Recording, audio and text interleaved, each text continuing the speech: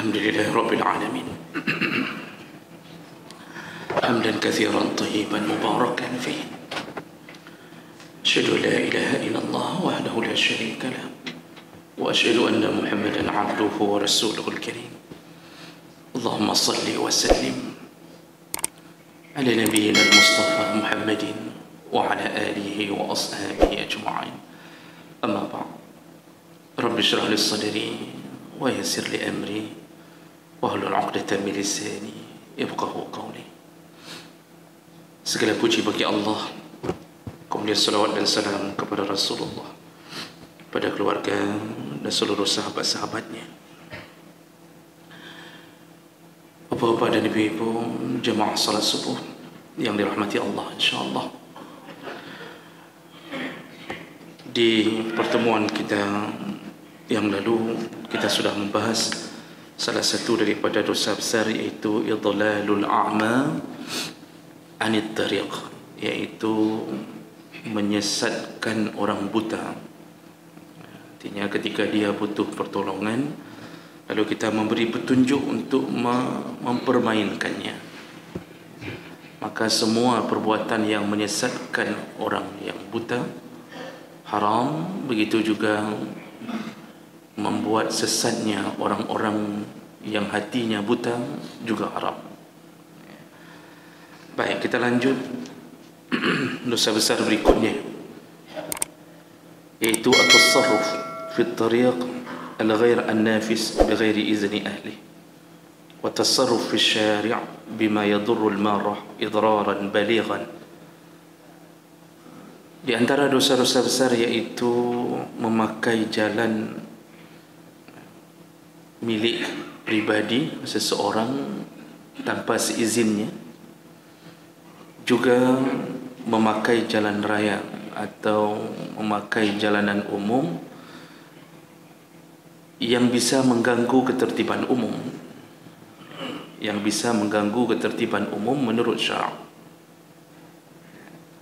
Nah, jemaah maka Allah Subhanahu wa taala, urusan mengganggu hak milik orang itu sudah kita tahu bersama.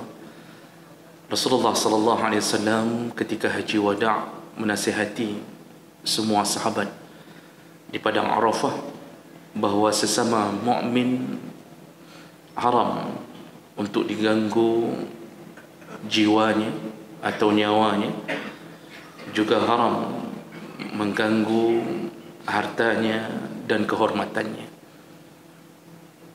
Maka harta apabila dimiliki secara sah menjadi milik pribadi, walaupun itu cuma sepetak tanah, maka haram untuk diganggu. Jadi kalau ingin memakai tanah orang untuk apapun kebutuhan, baik kebutuhan umum atau kebutuhan pribadi seseorang, itu harus minta izin kepada si pemilik tanah. Tidak boleh tiba-tiba membuka lahan orang untuk jalan dengan cara paksa. Tidak dibolehkan, haram. Dan itu akan Allah minta pertanggungjawaban di akhirat, sekaligus Allah akan gantungkan tanah itu di atas pundak kepada orang yang berani mengambil hak milik orang lain tanpa izin. Dan itu berlaku dalam semua perkara, sampai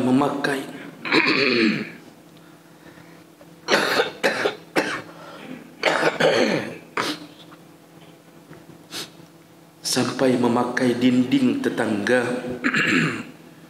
untuk kita letakkan paku, haram tanpa seizinnya. Jadi banyak orang kadang-kadang menempelkan sesuatu di dinding tetangga tanpa minta izin. Sekecil apapun haram selama tidak memohon keizinan. Kadang-kadang fenomena di sebuah komplek, ada dua orang yang hidup bertetangga, lalu kemudian salah satu di antara mereka memakai jemuran tetangganya padahal yang dipakai jemuran tetangga, dan tidak minta izin. Ketika yang punya jemuran, mungkin karena jemuran diletakkan di samping rumah, di atas tanahnya, dan sedang kosong, lalu tetangga sebelah menjemur bajunya tanpa memohon izin dari si pemilik jemuran. Ketika si pemilik jemuran ingin menjemur bajunya, dia lihat baju tetangganya sudah penuh, sehingga dia bingung mau menjemur di mana. Kecil, sederhana. Mungkin orang akan mengatakan cuma jemuran pun, masa itu pun bermasalah. Ternyata bermasalah di sisi Allah Subhanahu wa taala. Semua yang kita pakai bukan milik kita, sekecil apapun harus dipertanggungjawabkan di hadapan Allah, kecuali diizinkan. Hubungan manusia dalam urusan harta lebih berat daripada hubungan dengan Allah. Allah tidak akan maafkan orang-orang yang pernah menzalimi harta saudaranya selama saudaranya tidak pernah memaafkan. Walaupun taubat 1000 tahun tapi tidak dimaafkan oleh saudaranya, maka taubat itu tertolak di sisi Allah Subhanahu wa taala. Maka itu berurusan dengan harta lebih berat. Taubatnya seorang pencuri yaitu dengan mengembalikan harta dari korban yang telah dia curi. Bukan hanya datang salat berjamaah lalu puasa Ramadan, sedangkan dia masih menyisakan perasaan yang sakit dari seseorang. Dia harus datangi rumah-rumah itu, dia mohon maaf, kembalikan berapa yang sudah diambil dari rumah itu, kembalikan. Kalau tidak, jangan harap selamat dan aman di akhirat nanti. Setelah ditemui, diizinkan, Allah pun meridhakan orang ini. Maka jemaah maka Allah Subhanahu wa taala, ini contoh mengambil urusan-urusan pribadi. Jadi jangan gunakan lahan orang untuk buka jalan, walaupun jalan setapak menuju ke kebun kita, tapi yang tanah yang kita buka itu tanah orang, lalu kita jadikan tanah setapak untuk jalan kita tanpa izin pemiliknya.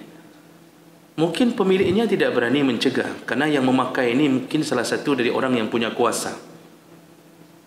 Pemiliknya mengatakan kepada istrinya, ya sudahlah, daripada kita berurusan lebih besar nanti, ya sudahlah, biar saja. Kata biar saja apakah ikhlas? Ada kalanya itu bukan keikhlasan, itu kepasrahan, karena dia tahu kalau dia buat masalah, nanti dia akan diancam, dia akan dibuat mudarat ke atasnya. Dan bukan bermakna itu ikhlas. Ikhlas itu keluar dari sanubari, dan ketika terjadi sesuatu dia tidak meminta kembali, itu ikhlas. Tapi dia mengatakan biar saja, tapi setiap kali dia datang ke kebunnya ada rasa mekrengan. Rasa mekrengan itu apa bahasa Indonesianya? Rasa tersakiti. Setiap kali lihat jalan dia 1 meter telah terambil, maka pelakunya tanggung jawab di hadapan Allah, dan nanti siap-siap membawa tanah itu dengan ukuran panjang kali lebar kali tinggi, tingginya 7 petala bumi, letakkan di pundak, lalu berdiri di padang mahsyar selama 50.000 tahun sebelum menunggu vonis neraka Allah Subhanahu wa taala. Ini nanti makanya di padang mahsyar itu macam-macam orang bawa di atas pundak. Ada yang bahkan mungkin bawa aqua glass, yang milik pribadi orang punya kantor, bawa pulang. 2 aqua glass bawa, 2 gelas bawa, padahal milik kantor. Katanya persiapan Idul Fitri. Subhanallah, sudah penuh berkotak-kotak di rumahnya, milik kantor, yang dibeli oleh kantor, yang disediakan untuk tamu-tamu kantor, tapi dibawa pulang 2. Maka nanti di padang mahsyar kita lihat ada orang yang dibebankan Allah aqua glass di atas pundaknya. Di situlah kepala kantor baru mengatakan, "Okah rupa dia merupakan selamanya." Begitu modelnya. Jemaah Allah. Dan ini janji Allah, janji Nabi. Itu kalau berurusan dengan pribadi. Kalau dengan pribadi haram, maka yang mengganggu jalanan umum lebih haram. Kalau urusan pribadi berubah menjadi haram, maka mengganggu jalanan umum yang dipakai secara umum, yang banyak orang tersakiti dengan urusan-urusan itu lebih haram. dan lebih besar dosanya karena mengganggu jumlah yang banyak. Cuma maka Allah Subhanahu wa taala dalam beberapa literatur hadis disebutkan dan dijanjikan oleh Nabi sallallahu alaihi wasallam tentang kemuliaan orang-orang yang memberikan manfaat kepada orang ramai dari jalan. Di antaranya hadis riwayat Bukhari Muslim, Rasulullah berkata, "Bainama rajulun yamshi bit-tariq wajada ghusna syaukin 'ala at-tariq." Ada seseorang yang berjalan di atas sebuah jalan setapak, lalu kemudian dia menemukan batang pohon yang jatuh di atas jalan tersebut. Lalu dia pindahkan, fa'akharahu, dia pindahkan batang pohon yang jatuh itu, cabang pohon yang jatuh. Fasyakarallahu lahu faghafara lahu, dan dia bersyukur kepada Allah. Apa maksud bersyukur kepada Allah? Dia bersyukur Allah masih menitipkan di hatinya perasaan ingin membuat orang lain jangan menderita. Rasa syukur itu yang dia syukuri. Karena tidak semua orang dititipi perasaan ingin mendapatkan pahala melalui perbuatan-perbuatan ini. Faghafara lahu, ketika dia buang benar-benar ikhlas kerana Allah, dia syukur Allah masih menitipkannya hidayah yang baik di dalam hatinya. Faghafara lahu, kata Nabi, diampunkan semua dosa-dosanya. Hanya membuang batang atau cabang pohon dari jalan karena Allah Subhanahu wa taala. Hadis riwayat Bukhari Muslim. Dalam hadis yang lain dari Abu Hurairah radhiyallahu anhu, anna Rasulullah sallallahu alaihi wasallam qala, "Bainama rajulun yamshi bit-tariq." Ada seseorang yang berjalan di jalanan, lalu dia mendapatkan wajada ghusna syarkin, wajada ghusna syaukin, dia mendapatkan batang pohon berduri jatuh di jalan. Fa akhazahu, lalu dia ambil, fasyakarallah, lalu dia bersyukur kepada Allah, maka dakhala al-jannah, dia masuk surga. Masuk surga. Maka jemaah maka Allah, begitu mulianya orang-orang di hadapan Allah yang membantu membuat maslahat ke atas orang banyak. Saking mulianya sampai langsung surga. Allah ambil amal itu untuk dijadikan andalan masuk surga, karena hak itu hak Allah. Allah punya hak prerogatif mengambil mana amal kita yang berhak untuk masuk surga. Juga Allah berhak mengambil amal kita yang mana yang berhak untuk masuk neraka. Makanya faman ya'mal misqala zarratin khairan yarah. Sekecil apapun yang kau lakukan, engkau akan lihat. Begitu juga sekecil apapun keburukan yang engkau lihat, engkau lakukan, engkau akan lihat. Berhati-hatilah meremehkan amalan kecil yang berbentuk dosa. Juga berbanggalah kalau bisa melakukan amalan kecil namun berpahala. Bisa jadi itu yang Allah ambil untuk memasukkan kita ke surga. Nah, berhubungan dengan orang ramai, kalau tadi menyelamatkan orang ramai masuk surga, maka menghancurkan kehidupan perasaan orang ramai itu adalah mafhum mukhalafah dari maksud hadis itu, yaitu bisa masuk neraka dengan menyakiti perasaan satu komplek. Macam-macam kejadiannya. Ada yang suka-suka dia membuat polisi tidur di depan rumahnya, padahal tidak ada izin dari ketua komplek, tidak ada izin dari kadus, tidak ada izin dari kecil. Dia buat sendiri. Dia ambil semen, dia buat, sehingga orang-orang mulai tersakiti. Setiap kali naik di atas polisi tidur itu, maka perasaannya tersakiti. Bersiap-siap dengan semua perasaan orang yang tersinggung. Jemaah maka Allah, pada suatu hari Abu Sa'id Al-Khudri radhiyallahu anhu ketika duduk bersama sahabat yang lain di samping jalan,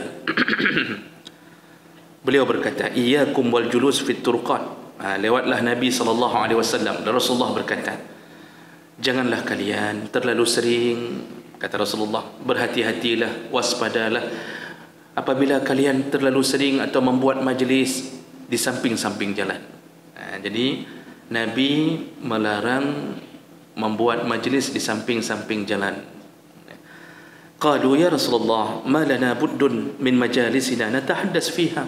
Ya Rasulullah, kami sudah terbiasa melakukan ini dari dulu. Maksudnya dari zaman jahiliyah pun kami sering begini.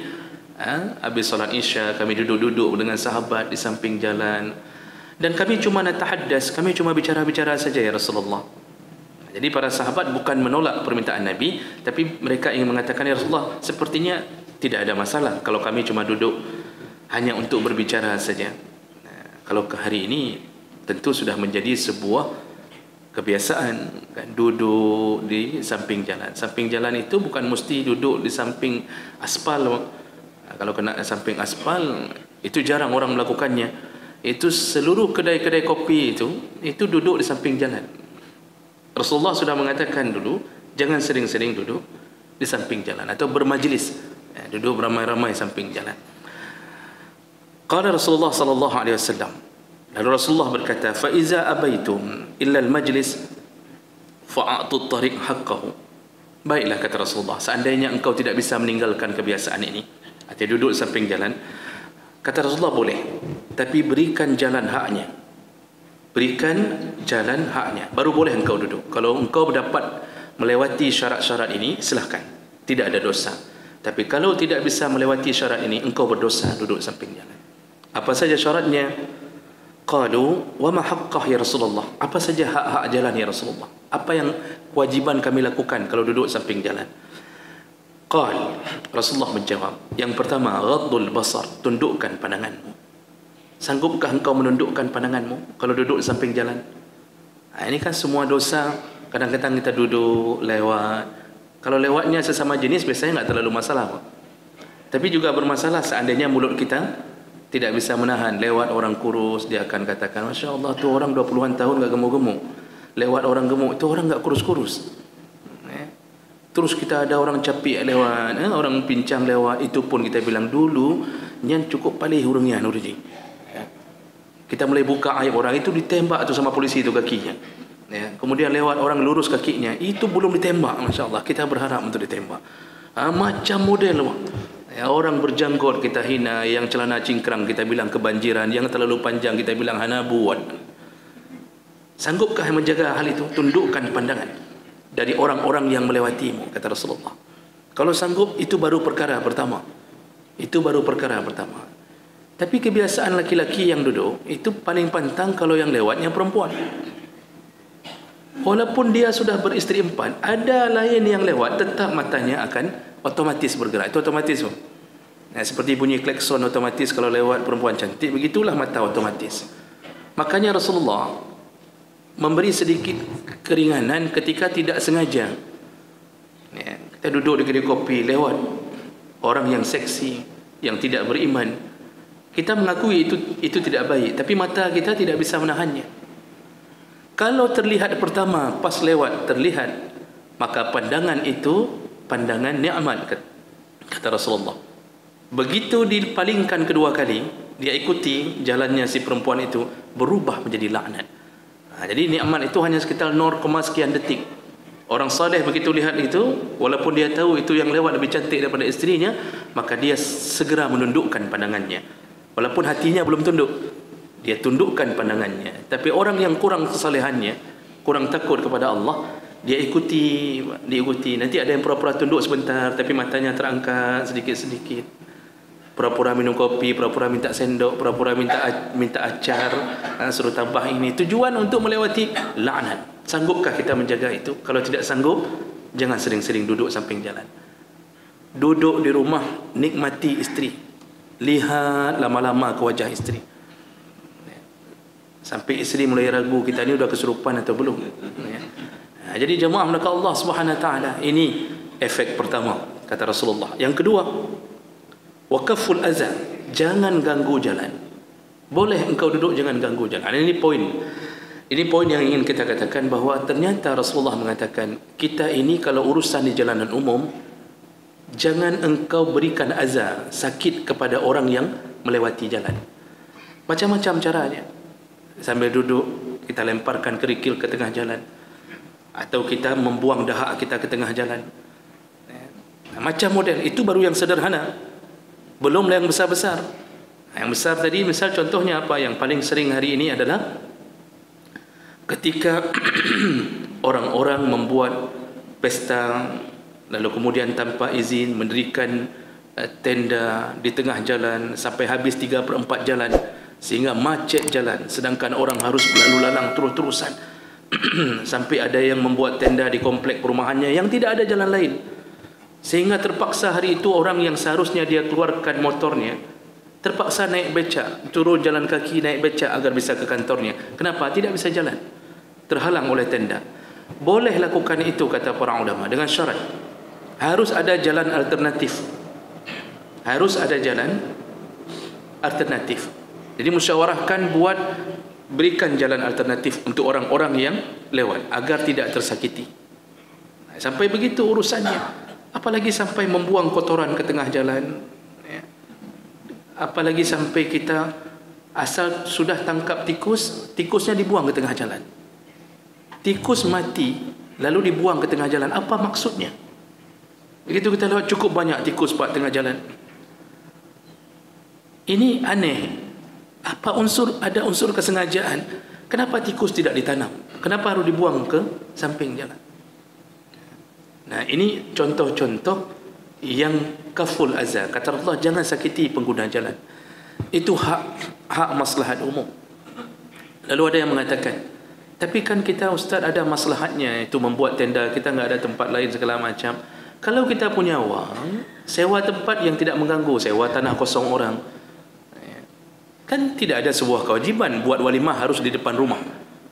Tidak ada. Buat di bangunan bisa. Sewa tanah orang yang agak menjorok ke dalam boleh. Kenapa harus tutup jalan? Ini contoh, kecuali ada jalan alternatif. Jemaah maka Allah Subhanahu wa taala dalam beberapa kitab disebutkan oleh para ulama-ulama baru termaafkan kalau sesuatu yang sifatnya memang tidak bisa tertolak. Contohnya orang sedang melakukan pembangunan. Ini dalam kitab disebutkan, dalam beberapa kitab saya dapatkan. Kalau sedang melakukan pembangunan rumah, lalu dia meletakkan pasir, meletakkan tumpukan bebatuan dalam proses mengecor rumahnya. Nah, selama dia masih memberi izin untuk lewatnya mobil, untuk lewatnya motor orang, termaafkan. Karena itu tidak abadi, saat itu dia memang membutuhkan, tidak ada jalan keluar lain kecuali mendekatkan material ke tempat pembangunan. Tapi syaratnya beri izin, beri jalan untuk orang lewat.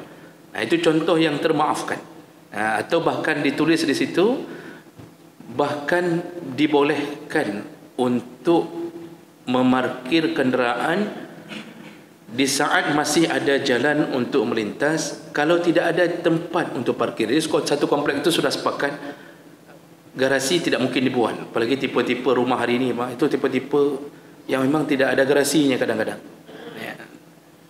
Ini kita parkir di depan rumah, tapi syaratnya ada tempat orang melewati samping jalan, itu masih termaafkan kalau memang tidak ada jalan keluar lain. Jadi jemaah maka Allah Subhanahu wa taala, jangan sampai laknat orang ke atas kita.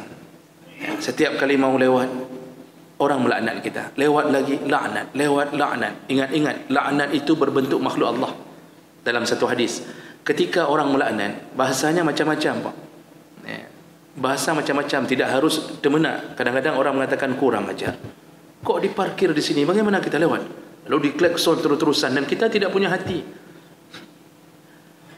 Tidak pun kita pindahkan, besok berulang lagi. Setiap laknat itu keluar dari mulut seseorang dan itu berhak orang itu untuk dilaknat, maka laknat itu pertama menuju ke langit, kata Rasulullah. Langit kalau bentuk laknat, tertutup pintu untuk laknat, tidak dibuka. Lalu laknat itu kembali ke bumi, kata Rasulullah, dan mencari orang yang dilaknat. Kalau orang itu layak dilaknat, maka tersimpanlah laknat itu di dalam catatan amalnya. Kalau berulang-ulang orang melaknat, maka dia dicabut keberkahan hidupnya oleh Allah. Tapi kalau laknat itu kemudian kita laknat orang yang tidak berhak untuk dilaknat, tidak berhak dilaknat, orang itu baik, kita yang bermasalah, maka laknat itu akan kembali kepada orang yang melaknat. Maka siapa yang suka melaknat, dia akan kembali kepada orang yang mengucapkan laknat. Kalau yang kita laknat, korban itu tidak layak untuk dilaknat. Maka jemaah maka Allah Subhanahu wa taala, itu nasihat Nabi. Dan sebagai pelengkap, saya hanya bacakan penutup hadis. Hak jalan yang ketiga adalah raddus salam, ucapkan salam. Sanggup duduk samping jalan, setiap kali ada orang angkat tangan, Assalamualaikum, Assalamualaikum, 10 kali orang angkat tangan, harus wajib jawab salam. Oh, tidak jawab lagi, mereka sudah musyawarah dengan sesama mereka. Dah jawab boleh, kan cukup. Jadi bono gaduh dia jawab, kata dia. Enggak usah kita jawab lagi. Capek juga kita jawab. Jangan duduk samping jalan kalau tidak mahu jawab salam. Kalau sudah duduk enggak jawab salam, haram. Nah, kemudian wal amru bil ma'ruf, dan bersedia melakukan amar ma'ruf, menyuruh orang berbuat baik. Dan yang kelima, wan nahi 'anil munkar, dan sanggup untuk mencegah kemungkaran. Jadi kalau lewat ahli maksiat, sanggupkah kita? Lewat seorang perempuan dengan baju maksiat, sanggupkah kita mengatakan, "Dik, tunggu sebentar. Ini baju tidak boleh begini. Ini celana tidak boleh begini. Ini haram." Sanggupkah kita melakukan itu? Dengan dunia fitnah hari ini, mungkin dia akan menjawab, "Saukah? Siapa kamu? Apa urusan kamu?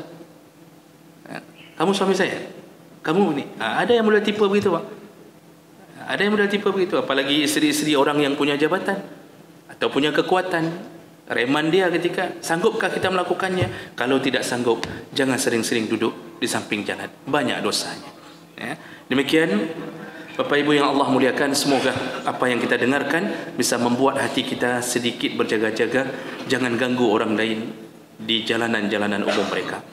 Subhanakallahumma bihamdik, asyhadu an la ilaha illa anta, astaghfiruka wa atubu ilaik. Wassalamualaikum warahmatullahi wabarakatuh.